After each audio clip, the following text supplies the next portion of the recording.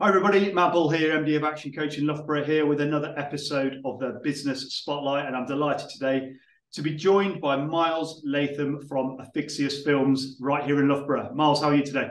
I'm very well, thanks, Matt. How are you? Yeah, really good, thanks. Nice to have a bit of sun out, isn't it? Nice to have a Indeed, bit of sun. indeed. Right, just get everybody started, please. Could you just tell us a little bit about what your business does? Yeah, of course. So, in very simple terms, Affixxius Films is a film production agency. So these days I think you'd call us a content production agency. We would add the word creative into that, so a creative content producer.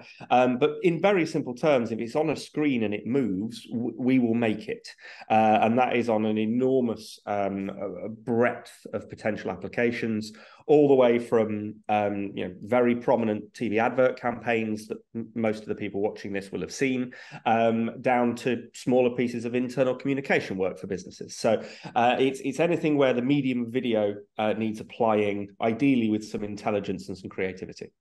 Excellent, excellent.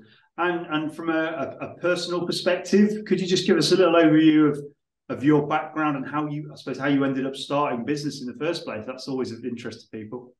Yeah, it's a very funny one. I've never had a proper job, right? I think that's very important to make clear. I actually started Affixxius at the age of 16, along with my still business partner and best mate Tim. We had fallen in love with the art of filmmaking. Not that we were particularly good at it, but we'd fallen in love with the art of filmmaking at school at a very young age, and it woke up something vaguely entrepreneurial, I think, in both of us. We liked the idea not just of producing material, but getting paid for it and being able to make it into something that ultimately could maybe even provide a living for us. Who knew in those very early days? I got offered a place at a university I didn't deserve to get into, so I had to take that and go and do that. So essentially ran the business for 3 years, sort of part-time, if you like. And then 2006, when I graduated, we sort of looked at each other and we were having a good time and making some half-decent films. And every now and then there were a few pounds in the bank. And so we decided to continue with our work. And just about, touch wood, we're still here today. Amazing. So, starting a business at 16 is impressive for anyone. As you reflect on that, what are the key lessons, I suppose, that you can observe over the course of your entrepreneurial or business journey? So, the biggest one, and this is very current at the moment, and Tim and I often reflect on this, is the importance and the power of fearlessness. And I think it's something that as you get older and fatter, you lose. Okay. And when life starts getting very dreadfully serious, when there's children to look after and things like that, it can change your mindset. But it's remarkable looking back at what we did at a very early age, and the sort of 16 to 20 period is, we were sort of messing around really, but certainly from the age of sort of 2021 onwards, we had a genuinely fearless attitude. And in a way, I'm slightly regretful that I'm not quite as gung-ho and not quite as caution to the wind as we used to be. I think that's arguably just a certain nature of a business growing up. But that necessity to be able to not do what we often do, which is fall back on the what ifs and on the scenario planning, and that might go wrong and that might go wrong and that might go wrong. There's something unbelievably liberating when you're much younger about having I'll keep it clean, but attitude to challenges that come along, and to say, what, we've got a chance at this, instead of thinking about what might go wrong with it. Let's be excited about what might go right with it. And I think maintaining an element of that energy when you are being buffeted from all sides, be it financial, political, whatever, it is something that certainly for me, I think is a key reflection on what we've done. There are decisions of investment, of diversification, of all of these kind of things, which we made when you could argue that no sane business would have made them at that moment. But I think in a way that's the point, in that you need that, not gung-ho, not thoughtless, but eminently self-confident grounding in order to be able to build something certainly from scratch, which is where we've come from. We're a non-invested business. We don't have, we've not had money pumped into us at any point. It's an entirely organically generated thing. But yeah, I do look back at certain things now and go, my God, did we do that? Like we I mean, even the studio I'm sat in at the moment here in Loughborough, we made the decision to buy it at a time when, well, obviously we could afford it because we're still here, but it was a big call, like a really big call. And I think one can spend an awful lot of time talking oneself out of things which are exciting, when maybe sometimes just being willing to slightly take the handbrake off, stick it in gear and go, it can sometimes produce some pretty incredible results. Amazing. And as you've grown the business, it's interesting, is that fearlessness as you described it, would you say that's sort of cascaded around the people that now work with you and for you? I certainly hope so. That has undoubtedly remained on a creative front. Okay, so we when we were kids and we were looking to get paid to make videos for people, there was basically only one genre, in inverted commas, that we could go into, and it was the dreaded, and given we're talking about the early 2000s here, it was the dreaded corporate video, right? God awful Muzak and awful production standards and so on and so forth. But because we were coming at it with such a sort of youthful exuberance, if you like, we sort of by definition made stuff that wasn't corporate video. It was far more interesting than that, and sometimes it worked and sometimes it didn't. Don't get me wrong, sometimes people looked at us like we were gone out, but in other places it was very, very well received. And so what we sort of based ourselves on from a creative perspective was shaking it up a bit and not accepting codes and conventions just because they were there, and challenging customers and challenging briefs and saying, I know you've asked us to make X, but we think that's a really bad idea, so why don't we make Y instead? I would love to believe, and I'm pretty confident that this is true, that creative energy is, and that creative fearlessness is still absolutely the bedrock of what we do here, and that idea of challenge to make things better. I think in lots of other ways we've grown up a bit, and become a little bit more circumspect and careful. I won't say cautious, but careful with our management of something that now has a lot, 17 mouths to feed and plenty of other things besides, and something that you've worked hard on, you don't want to throw away with idle, poor decision making. So yeah, it is still here. There is an Affixxious spirit. There always has been. I think to start with, it was extraordinarily playful and youthful and involved throwing ping pong balls at each other and various things like that. Does that still exist now, knocking on 40? Yes, very much so, but in a slightly different guise. And that's predominantly channeled through our work. Yeah, brilliant.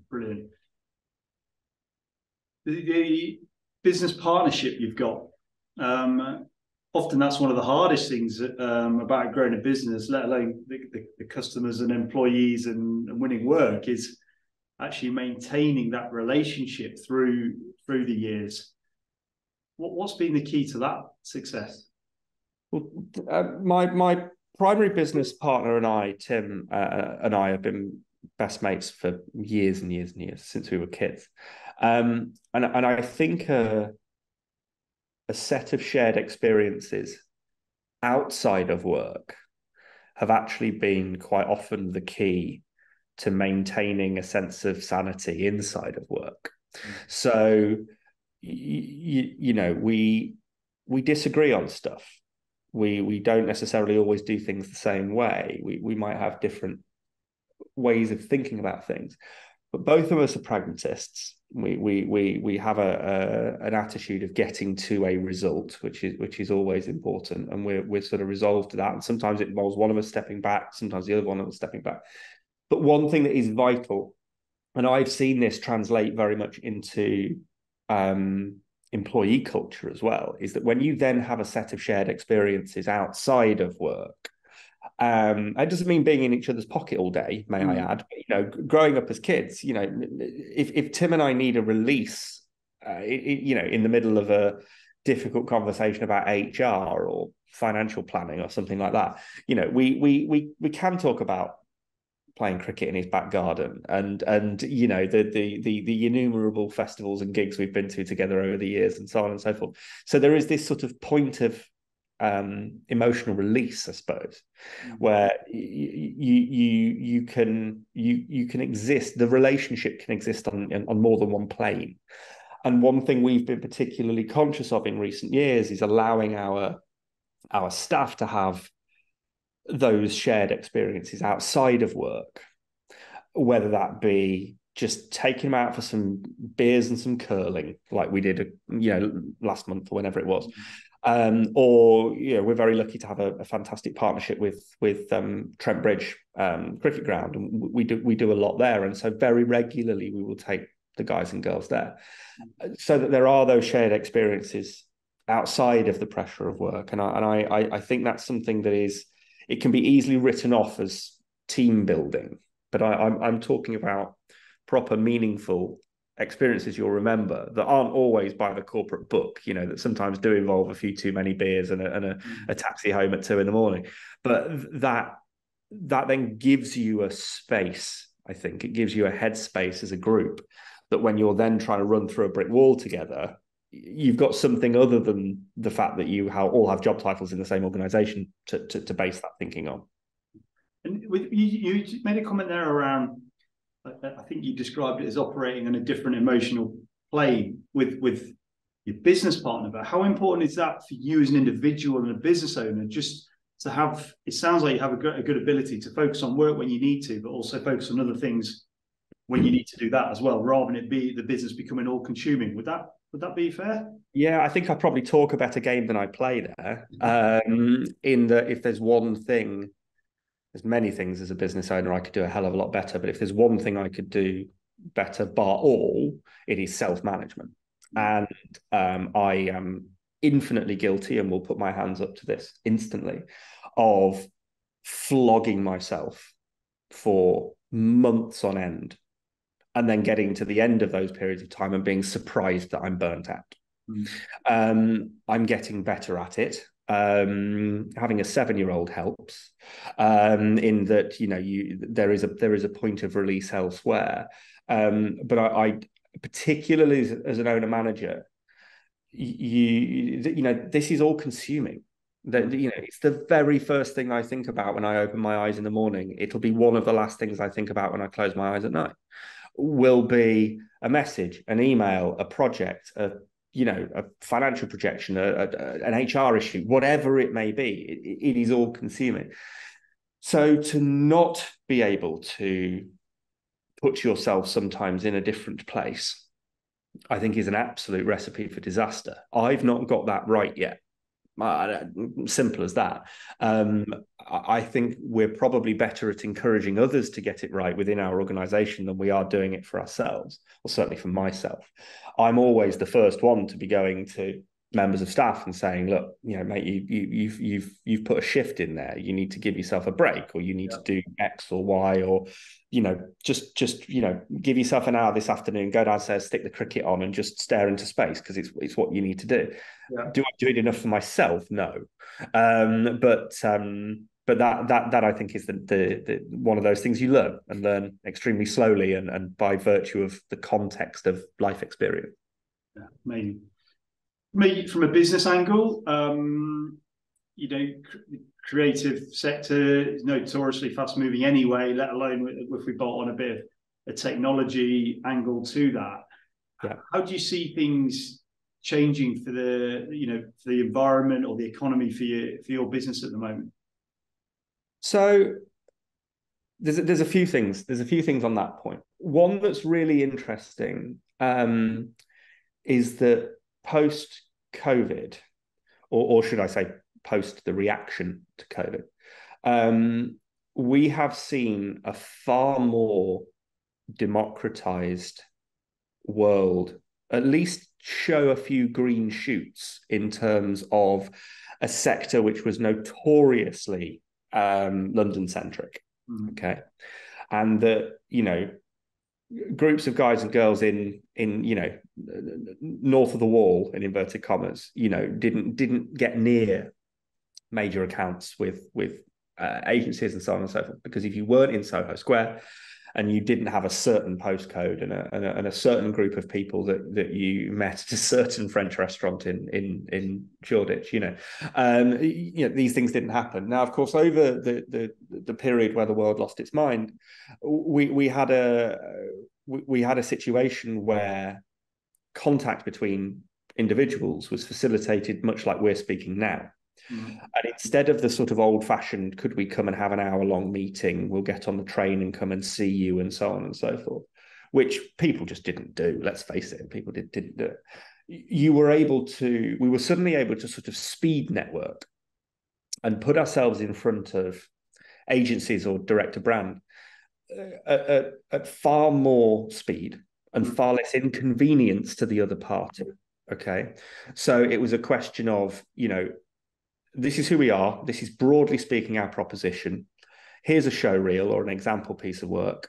Will you give me 15 minutes in this form to talk about our philosophy and process? Now, that we found both then and increasingly now, the answer to that is yes, because it's less disruptive. You've not got to book a meeting room or take somebody out for coffee or physically travel from one place to another. And so what that's meaning, I think, is that an awful lot of the power holders in the creative industries, which are the big agencies, let's not muck around here, that's true, are taking a far more nimble attitude to thinking about those with whom they work. And the same is also true of brands. Geography has no longer become quite such a barrier anymore. Don't get me wrong, networking in the aforementioned regions of London is still near enough a necessity for the sort of work that we do, and we have to do that to an extent. But the world has very much woken up to the fact that you don't only get high quality content creation in a 2 square mile block in the centre of London, right? And there's plenty of it going on elsewhere, and that's very exciting. And I think the other thing that is increasingly becoming evident is what I'm increasingly calling a sort of technology fatigue, and that because the latest new technological thing, right? There's a new one every 3 weeks, isn't there? Right? I mean, we've got a big one at the moment in that all of a sudden AI is everywhere, and the robots are coming to take our jobs and so on. But what we find, and I've been doing this a while, right? What we tend to find is that the pendulum lurches very quickly from excitement about something, and everything's suddenly about AI or AR, augmented reality, or I remember 5, 6, however many years ago it was, all of a sudden every brief we got asked us if we filmed in 3D. And who does that now? These things come and they go. One of the things that never goes away, and I think will now become even more prescient, particularly as the AI side of things starts to kick in, is the human storytelling and the human creativity. That is not replicable by artificial intelligence, not to any distinctive degree anyway. Sort of by definition, that all it does is borrow from human generated content and remash it around. But the best adverts, the best pieces of film in the commercial world, the best pieces of B2C content, B2B content, are the ones that evoke an emotional response. And that is technologically agnostic. And to a certain degree, sometimes the technology can even get in the way of that. And I think we found in recent years that what you think is going to be a baked-in trend forever can very quickly evaporate. I remember being told by a customer years ago, age exposure here coming, back when Vine first landed on the scene, if you remember that. And I was told that videos from here on in were going to be 6 seconds long, and that was it. All right, forget it. Forget all your fancy kit. We're just making stuff that's 6 seconds long. And yet, one of the things that's been most impactful in terms of the sort of work that we do in the last couple of years has been the rise of the podcast generation, right? Now, what's interesting about podcasts is twofold. One is that people are willing to be interested in things. Yeah, people are willing to, sit and listen to Stephen Bartlett give advice, or listen to podcasts about history or football or whatever it may be. Okay, and secondly, and this is really important, they're willing to do it for a long time.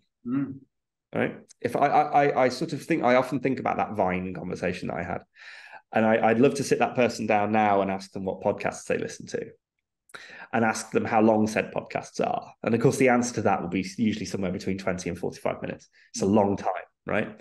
And so these things always then start to spread out into other forms of the creative arts and the creative industries, because what we're now seeing is more of an appetite for long form commercial video, i.e., yes, people still want 30-second TVCs, or they might want a 20-second VOD advert or something like that. But they'll also be perfectly happy to then point an audience towards a full-length version of that particular piece of film that's 4 minutes long, 8 minutes long, whatever, because that pendulum again has swung back in that direction.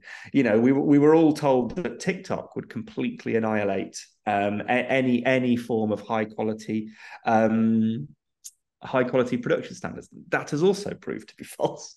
So these fundamental premises that people like to be informed and entertained, and that human beings react to stories with beginnings, middle, and ends, that's been true since language was invented. And I don't think a few digital widgets are going to stop that. Yeah, amazing. Absolutely fascinating, Miles. This could be a long form interview. There's no doubt about that. The journey you've been on, the way you've gone about doing it, the fearlessness with which you've gone about it. Some amazing lessons there for the viewers, and also your perspective on how your sector is changing, but also from a wider macro level, across the country and the world. It's absolutely fascinating. Thank you for coming on this episode of the Business Spotlight.